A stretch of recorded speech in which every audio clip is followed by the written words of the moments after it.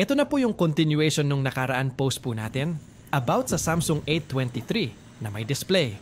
Pero walang ilaw. Doon po sa last post po natin ay hindi po natapos ang trabaho. Dahil sa kakulangan po ng pyesa, kagyat, tayo po ay umorder online. And by good fortune ay dumating po ngayong araw ang ating in-order na Light IC. Nilinis at tinanggal ko po muna ang sirang Light IC sa motherboard para i-prepare po ito sa paglalagay natin ng bagong Light IC na in-order po natin online. Siguro'y nagtataka po kayo kung bakit hindi ko na po ginagamitan ng Goodweek ang paglilinis sa pads sa PCB. Maliit lang naman po yung Light IC at isa pa medyo masikip yung area. Kaya ang ginagawa ko na lang po sa mga ganitong sitwasyon ay nilalagyan ko po muna ng low melting solder lead at saka ko po ito pinapadaanan ng soldering iron.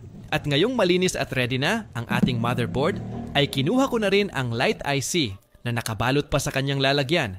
2 pyesa na rin ang in-order ko para if ever sablay yung isa ay meron pa tayong reserved na pyesa.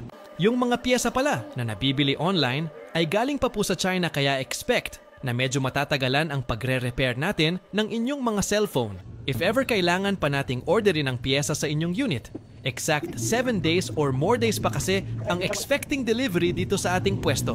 Kaya ang mga ganitong sitwasyon ay for willing to wait lang po ng mga kliyente.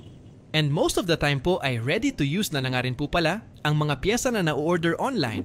Kaya mas mapapadali na ang ating trabaho dahil hindi na rin po natin kailangang maglinis at magrebol.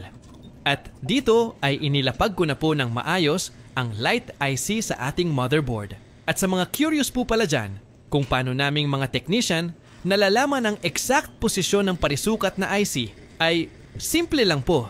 Halos lahat po ng IC ay may tuldok po. At kung saan po nakalagay ang tuldok ay ibig sabihin ay yun po ang kanyang pin number 1. At bago po namin tinatanggal ang pyesa sa motherboard ay sinisigurado po namin at dinodouble check po ng technician kung saan ang side ng tuldok. Yung iba ay naglalagay pa ng marka o di kaya naman ay pinipikturan. Di kasi pwede mabaliktad ang paglalagay ng IC dahil bukod sa hindi ito gagana ay posible ding mag-short at tuluyang masira ang motherboard. Gaya po ng inyong nakikita sa inyong mga screen ay maayos na pong nagdi-display at may ilaw ang Samsung A23 ng ating kliyente. Maaari na po natin siyang tawagan upang maipaalam po na maaari na po niyang i-pick up ang kanyang minamahal na telepono.